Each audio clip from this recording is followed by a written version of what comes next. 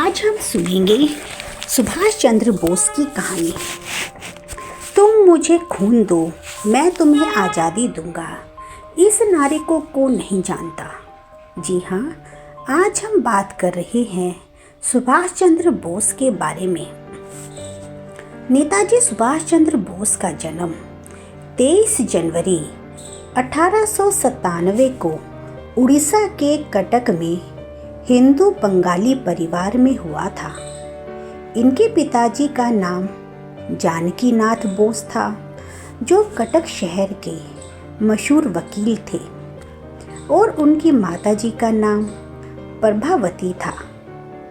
कटक के primary school में ही इन्होंने अपनी प्रारंभिक शिक्षा आरंभ की। इसके बाद 1909 में रेवेनशा कॉलेजिएट स्कूल में दाखिला लिया। कॉलेज के प्रिंसिपल बेनी माधव दास के व्यक्तित्व का सुभाष के मन पर अच्छा प्रभाव पड़ा। मात्र 15 वर्ष की आयु में सुभाष ने विवेकानंद साहित्य का पूरा अध्ययन कर लिया था। 1915 में इन्होंने इंटरमीडिएट की परीक्षा बीमार होने के बावजूद द्वितीय श्रेणी में उत्तीर्ण की।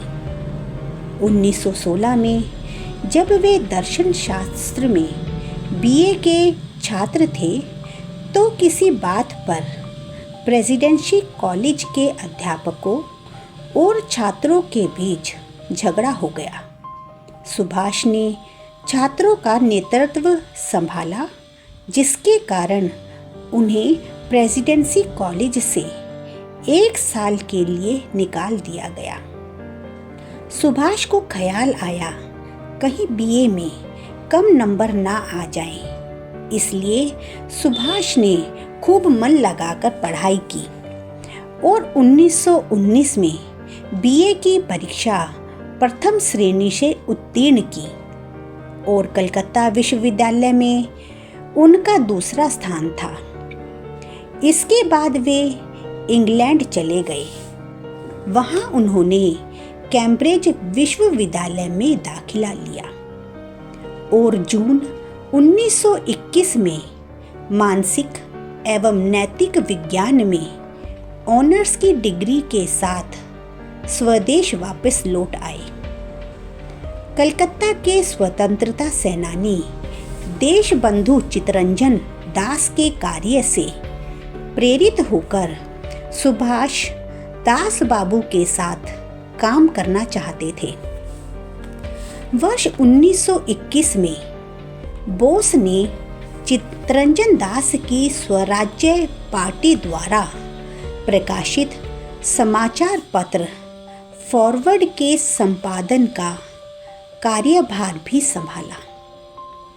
1922 में दास बाबू ने कांग्रेस के अंतर्गत स्वराज पार्टी की स्थापना की।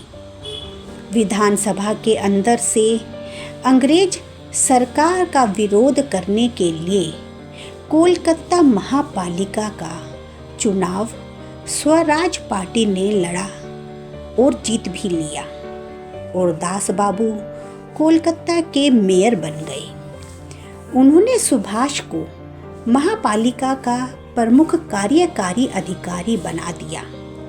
सुभाष ने अपने कार्यकाल में कलकत्ता महापालिका का पूरा ढांचा और काम करने का तरीका ही बदल डाला। कोलकाता में सभी रास्तों के अंग्रेजी नाम बदलकर उन्हें भारतीय नाम दिए। स्वतंत्रता संग्राम में प्राण न्यौछावर करने वालों के परिवार वालों को महापालिका में नौकरी मिलने लगी। बहुत जल्द ही सुभाष देश के एक महत्वपूर्ण युवा नेता बन गए। वर्ष 1923 में बोस ने अखिल भारतीय युवा कांग्रेस का अध्यक्ष और साथ ही बंगला राज्य कांग्रेस का सचिव भी चुने गए। जवाहरलाल नेहरू के साथ सुभाष ने कांग्रेस के अंतर्गत युवाओं की इंडिपेंडेंट लीग शुरू की। 1927 में जब साइमन कमीशन भारत आया तब कोलकाता में सुभाष ने इस आंदोलन का नेतृत्व किया। साइमन कमीशन को जवाब देने के लिए कांग्रेस ने भारत का भावी संविधान बनाने का काम 8 सदस्यीय आयोग को सौंपा। मोतीलाल नेहरू इस आयोग के अध्यक्ष और सुभाष चंद्र बोस इस आयोग के सदस्य चुने गए। 3 मई 1939 को सुभाष ने कांग्रेस के अंदर ही फॉरवर्ड ब्लॉक के नाम से अपनी पार्टी की स्थापना की। बाद में फॉरवर्ड ब्लॉक अपने आप एक स्वतंत्र पार्टी बन गई। 21 अक्टूबर 1943 के दिन नेताजी ने सिंगापुर में आर्मी हुकूमते आज़ाद हिंद फौज की स्थापना की। वे इस सरकार के राष्ट्रपति, प्रधानमंत्री और युद्ध मंत्री बने। नेताजी आज़ाद हिंद फौज के प्रधान सेनापति भी बन गए।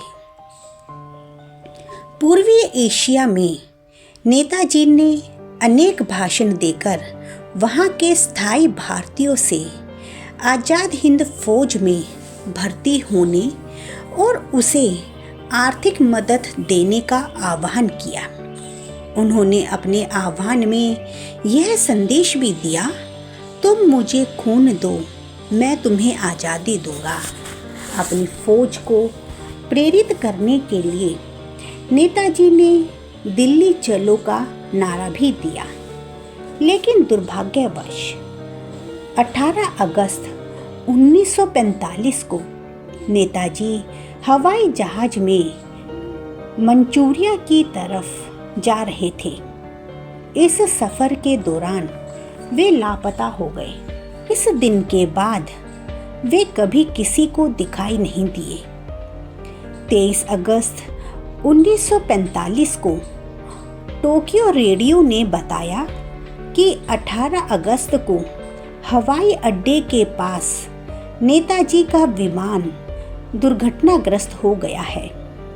विमान में उनके साथ जापानी जर्नल, पायलट तथा कुछ अन्य लोग भी मारे गए। स्वतंत्रता के पश्चात भारत सरकार ने इस घटना की जांच कराने के लिए आयोग नियुक्त किया, लेकिन नतीजा यही निकला कि नेताजी उस विमान दुर्घटना में शहीद हो गए और इस प्रकार भारत ने एक भावी नेता को हमेशा के लिए खो दिया। लेकिन आज़ादी के लिए किए गए उनके संघर्षों को भुलाया नहीं जा सकता।